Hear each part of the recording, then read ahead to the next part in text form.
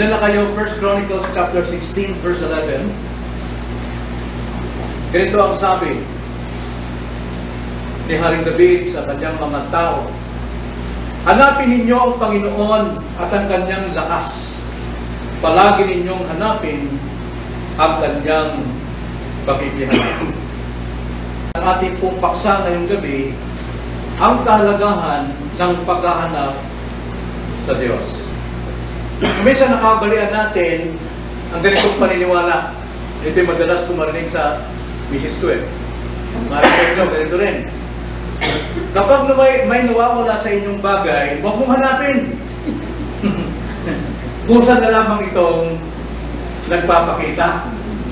Diba? Naging katwiran natin yan. Naging ugali natin yan. Naniniwala ba kayo sa ganong kasabihan? Naniniwala kayo, no? Oo. Diba? Kaya naman, hindi na natin nahanap ang Diyos dahil nakal natin kusa siya magpapakita. Yun ang kadalasan minsan. Hinalimbawa natin o tinutulan natin sa isang bagay na nawawala at kusa magpapakita ang Diyos. Kailanman ang Diyos ay hindi nawawala, kundi tayo ang nawawala, kaya dapat hanapin natin ang Diyos. Napakalagang mahanap natin ang Diyos dahil sa dalawang napakalagang bagay. Ano-ano ang dalawang ito? Sa talatang ito, makikita natin na napakalagang hanapin natin ang Diyos sapagkat nasa Kanya ang lakas. At ikalawa, nasa Kanya ang presensya. Sa English dyan, face. Sa Hebrew is panim, meaning presence. Face or presence is the same. Now, isa sa mga paraan ng paghahanap sa Diyos ay makikita natin sa unahan ng talatang 11.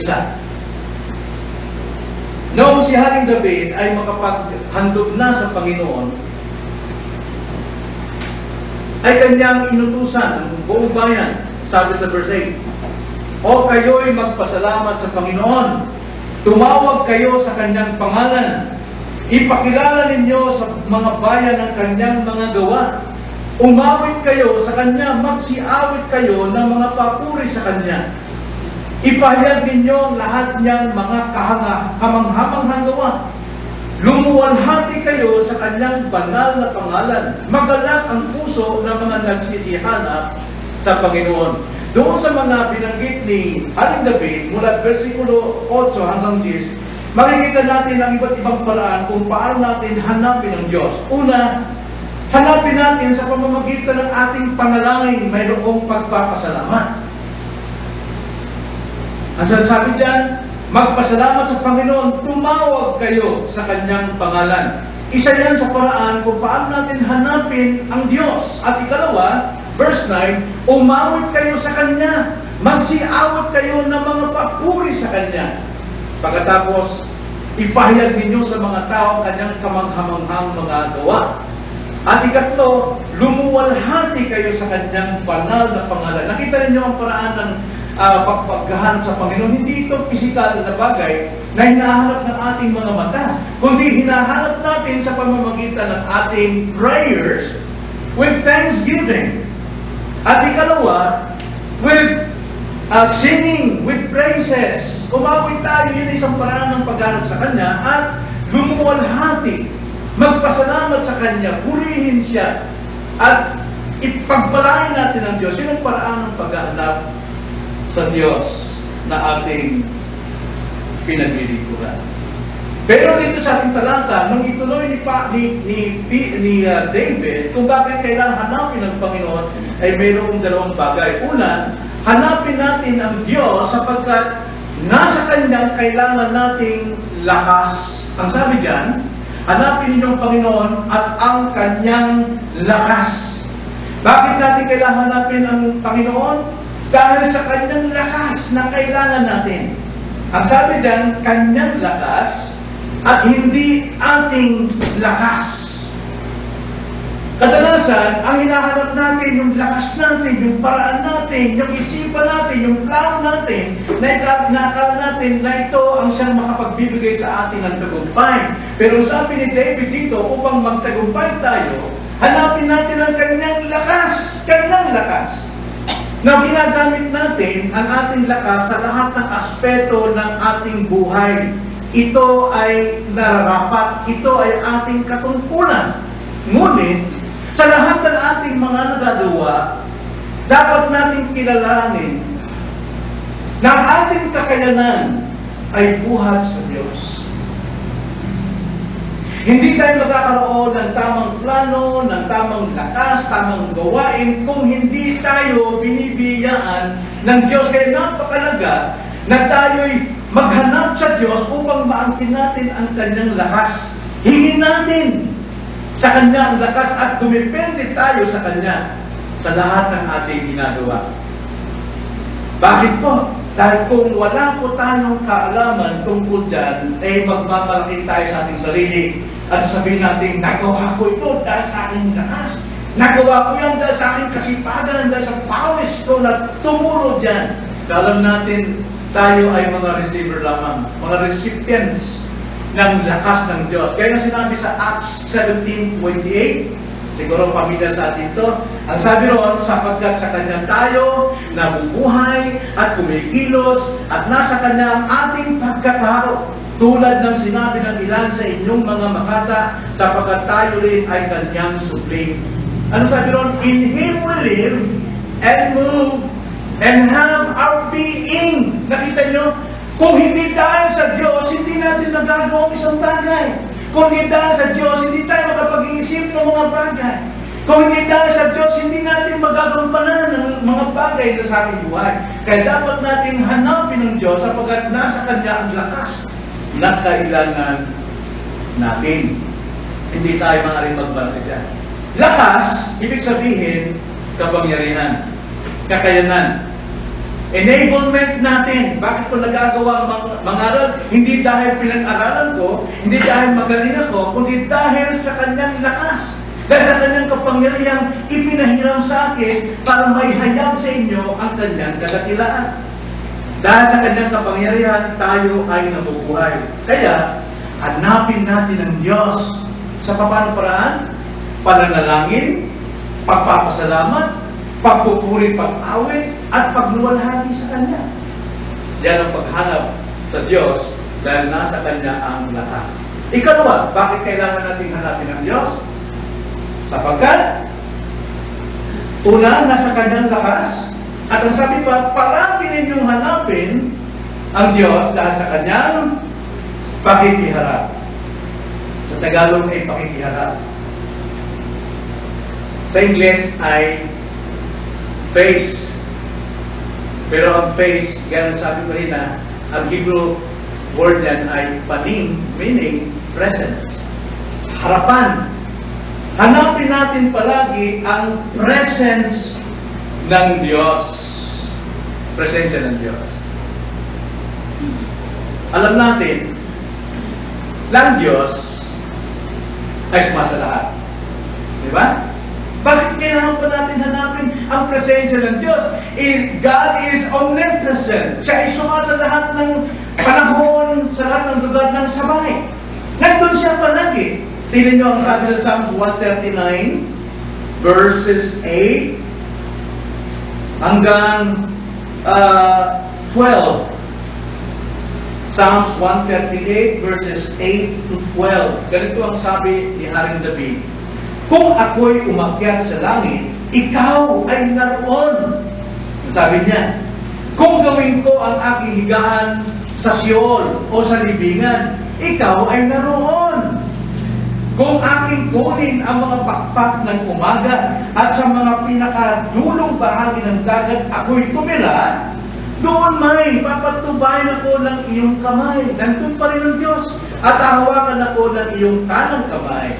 Verse 11, kung aking sabihin, takpanawa ako ng dilim at maging gabi ang liwanag na nakapalibot sa akin. Verse 12, kahit ang kadiliman ay hindi madilim sa Diyos, at ang gabi ay kasing liwanag ng araw. Ang kadiliman at kaliwanagan ay magkatulad lamang sa Diyos. Kaya hindi tayo makakataka sa presensya ng Diyos. Sumasalat siya. Pero ano yung sinasabi? Nahanapin natin ang Diyos palagi dahil nasa Kanya o sa kailangan natin ang Kanyang presensya. Now, ang presensyang hinihingi natin ay ang Kanyang espesyal na presensya. Bagaman ang Diyos ay sumasalahat, pero ang Diyos ay meron siyang pagpapakita ng Kanyang presensya sa espesyal na paraan. Tawagin yan sa Old Testament. Ano yung glory niya? Shekinah glory. Alam niyo yung Shekinah glory, ito ay ang kaluwalhatian ng Diyos na nagpapakita hindi sa lahat ng tao, kundi sa Kanyang mga hinirang, Kanyang mga piniling tao. Pinagpapakitaan niya ito upang ipahayag sa kanila ang kadakilaan ng Diyos. Ito ay makikita natin sa buhay ni Moises, sa burning bush. Di ba? Nagsalita ang Diyos doon. Yun ang glory ng Panginoon. Si Moises nakikita. Si Noah, ang Diyos ay nagpakita kay Noah. Through rainbows, nagpakita ang Diyos kay Abraham. Ang Panginoon ay nagpakita kay Abraham sa pamamagitan ng tatlong anghel. Shekinah glory. Kay Haring David, nagpakita ang Diyos. Kay Pablo, nagpakita ang Diyos, ang Panginoon sa daan ng Damascus. Kay Pedro, sinabi ng anghel, sabihin mo sa mga alagad at kay Pedro na ako'y mauna sa inyo sa Galilea. Nagpakita ang special presence ng God. At hindi lamang sa mga alagad, kundi sa lahat ng Kanyang mga tao. Maging sa ngayon, hindi ito literal, physical, na presensya ng Panginoon, kundi makikita natin ang presensya ng Diyos sa pamamagitan ng ating pinaniniwalaang salita ng Panginoon. Ang salita ng Diyos nagsasabi kasama natin ang Panginoon. Like for example, Matthew 28:20, ang sabi niya sa mga alagad na sinugo, ito'y para sa atin lahat. At ang sabi sa 20, at turuan silang sundin ang lahat ng mga bagay na iniutos ko sa inyo. At narito, ako'y kasama ninyong palagi hanggang sa katapusan ng panahon. Hebrews 13:5, I will never leave you nor forsake you. Na isang halimbawa na nagpakita ang Panginoon special sa Kanyang mga alagad. Naalala niyo ba yung sa John 6, nung pakainin ng Panginoon ang 5,000 men, na hindi pa kasama ang kanyang pamilya, ang kanilang asawa at mga anak, bibilangin natin sila ay nasa mga 25,000. At pagkatapos nakita ni Jesus Christ itong mga tao ito, ay talagang nabusog sila, humanga sila, kaya sabi na, kung natang propetang darating, at gusto siya gawing hari, kaya ayaw ng Panginoon yun eh. Ayaw na gawing hari, kaya ang layon ng Panginoon, second gabi bilang kanyang tagapagligtas. Sunod na yun, Quaresma, no? Kaniniwala sila doon, nagpapako, ginagawa nila ang pagpapako din. Ngayon, hindi lang nais ng Panginoon, ang nais ng Panginoon, sampalatayanan nila yung kanyang ginawang pagpapako sa krus bilang kaligtasan ng kanilang kaluluwa. Ngayon, nung makita ng Panginoon na gawin siyang hari, ang sabi niya sa mga alagad, sumakay kayo sa bangka at tumawid kayo sa kabilang ibayo. Mga 3 miles ang layo noong kabilang pangpang. No? Tapos sinugo sila ng Panginoon gabi. Now, itong mga taong sumakay sa bangka, alam natin, mga mga dalubhasa sila sa karagatan dahil sila ay mga mangingisda.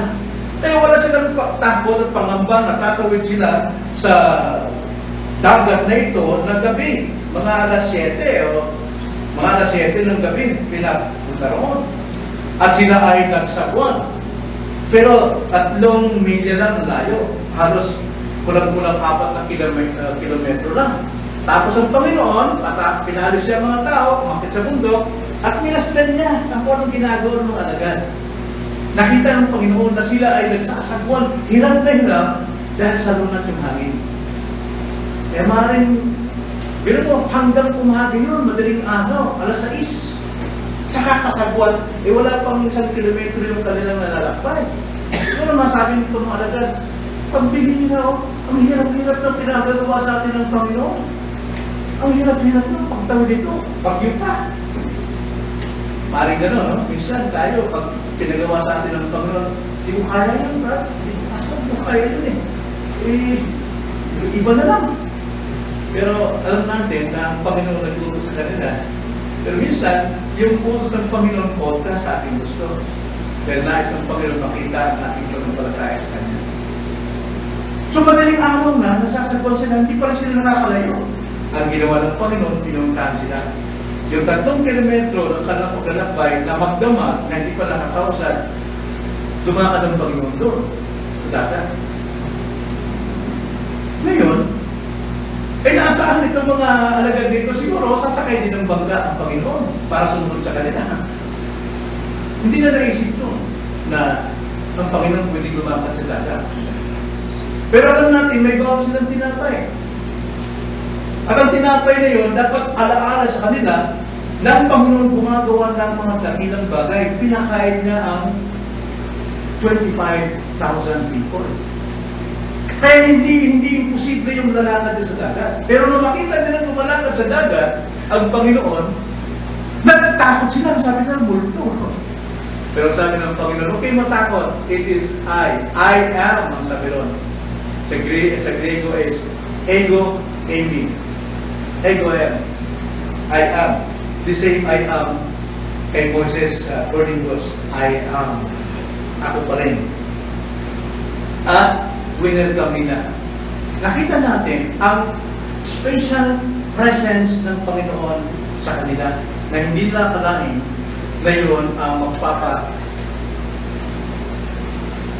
pakalma ng kanilang sarili. Kung babasahin pa natin yun, ang sabi doon, immediately sila'y nakalting sa tabing dagat.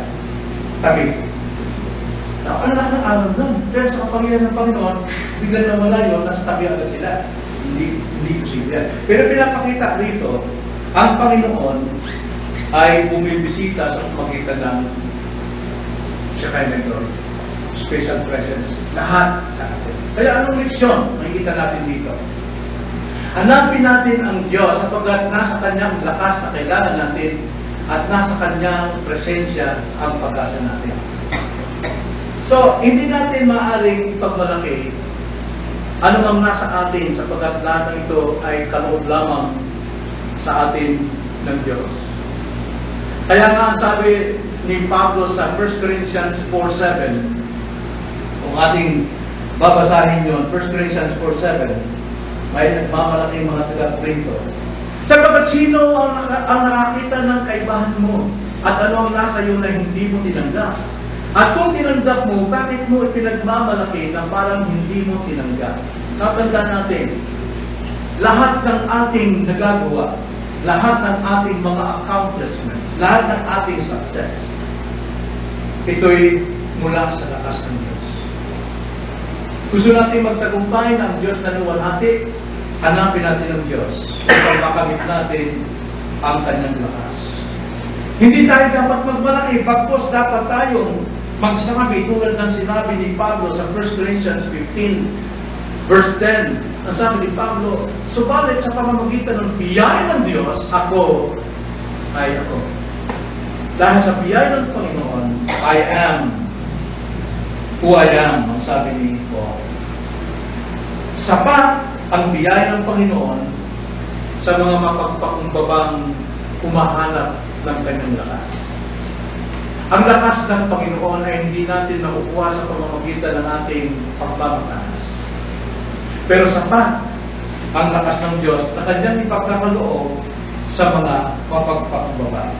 Kaya nga sabi ng Panginoon kay Pablo, alam natin si Pablo rito ay sumisibo ng kanyang pride sa 2 Corinthians chapter 12 verse 9, di ba? Na gusto niyang tanggalin yung kanyang throne of flesh. Pero yun ay gawa ni Satanas at pinadulot ng Diyos para mapigil si Pablo sa maaaring magiging pagmamataas niya. At nang nawa nito ni Pablo, sinabi niya sa verse 10, Sa verse 9, subalit sinabi niya sa akin, ang aking biyaya ay sapat na sa iyo, sapagkat ang aking kapangyarihan ay nagiging sakdal sa kailangan. Ang aking lakas ay nagiging sakdal sa kababaang loob. Ako'y lalong magmamalaki na may galak sa aking kahinaan, sabi ni Pablo, upang ang kapangyarihan ni Kristo ay manatili sa akin. Verse 10, kaya alang-alang kay Kristo, ako'y nasisiyahan sa mga kahinaan. Ibig sabihin, ako'y nasisiyahan sa mga kababaan. Maring ibaba siya sa panalangin, kahirapan, pag-uusig at mga sakuna, sapagkat kapag ako'y mahina, ako nga'y malakas. Yan ang sinabi ni Paul. So, ano man ang ating mga accomplishment, nagagawa natin sa buhay, huwag natin salilinin na parang ating, kundi may pakumbabang tayo sabihin, dahil sa biyaya ng Panginoon, nagawa ko lahat. Na ikalawa, pangako ng Diyos sa kanyang mukha o ang kanyang presensya, hindi sa lahat ng tao, lalo na kahit nasa mga Kristiyano, sa kanyang mga tao. Hindi pinapakita ng Diyos ang kanyang presensya kahit sa mga Kristiyano kung mayroong tinatagong kasalanan. Alam natin yan. Kahit Kristiyano, kung mayroon tayong kasalanan, alam natin hindi ipapakita ng Diyos ang kanyang mukha sa atin. Isaiah 59, verse 1 and 2, ano sabi? Narito ang kamay ng Panginoon na hindi maikli, na hindi makapagligtas. Hindi mahina ang kanyang pandinig na ito hindi makarinig. Ngunit, ipinaghiwalay ng iyong mga kasamaan kayo at ang inyong Diyos at ang inyong mga kasalanan ay siyang nagkubli ng kanyang mukha sa inyo. Ano pa siya hindi nakikinig? Kahit Christian, minsan tatago ng Diyos sa kanyang mukha. Dahil meron tayong kasalanan tinatago.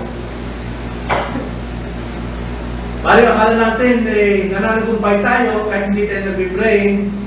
Tanda natin, God is good all the time. Kahit sa mga rebelde, hindi pa rin may pagkain ng Diyos ang kabutihan para sa iyo.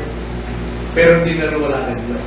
Mas maganda yung naluwala natin ang Diyos. Kaya napakalaga para sa atin na mahanap ang Diyos dahil sa Kanya ang ating lakas at nasa Kanyang banal na presensya ang ating pag-asa. Kaya kung ganyan nahanap natin ang Diyos, alam natin na nakatagyak tayo sa buhay natin dito sa mundo.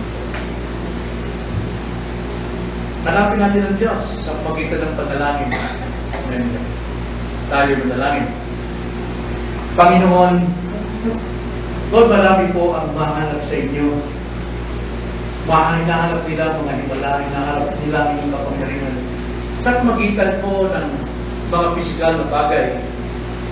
Ngunit Lord, alam namin na inyong pong presensya, ang inyong lakas ay hindi namin matatagpuan sa pamagitan ng aming mga gawa at pagsisikap, kundi sa pamamagitan ng inyong pong means of grace. Hindi sa pamamagitan ng aming pong pananalangin, pasasalamat, pagpapahayag ng inyong kabutihan sa ibang tao, pag-awit namin ng mga papuri, at pagluwalhati namin sa inyo, pagbibigay namin ng papuri sa inyo at pagpapala sa inyong pangalan sapagkat kayo ang karapat-dapat. At itong paraan upang makita namin ang iyong lakas at ang iyong presensya sa aming buhay. Ito ang aming dalangin sa pangalan ng Panginoon. Amen.